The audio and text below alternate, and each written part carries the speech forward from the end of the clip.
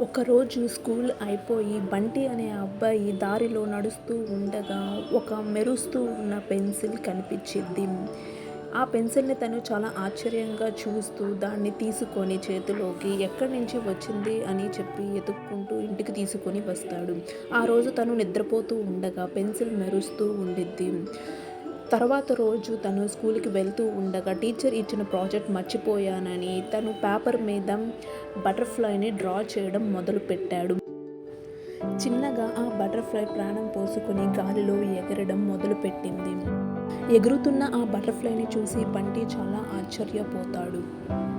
ఇదే విషయం స్కూల్‌కి వెళ్లి తన ఫ్రెండ్‌కి చెప్పగా తన ఫ్రెండ్ "నువ్వు పగటి కలలు కంటున్నట్టున్నావు. ఇదంతా అబద్ధమని" చెప్తాడు.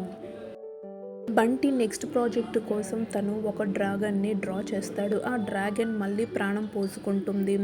అది నిజంగా వచ్చి తన ముందు నుంచుంటుంది. అప్పుడు తను చాలా భయపడతాడు. ఆ డ్రాగన్ నుంచి బయటపడడానికి ఒక కేజ్ డ్రా చేసి దాన్ని బంధిస్తాడు. ఇక బంటికి అర్థమయ్యిద్ది ఇది ఒక మాయా పెన్సిల్. దీన్ని మంచి కోసమే వాడాలి, చెడు కోసం వాడకూడదు అని. తను అప్పట్నుంచి ఫుడ్ డ్రా చేసి పేదలకు సహాయం చేయడం మొదలుపెట్టాడు. ఈ విధంగా బంటి మరియు మ్యాజిక్ పెన్సిల్ మంచి స్నేహితులవుతారు.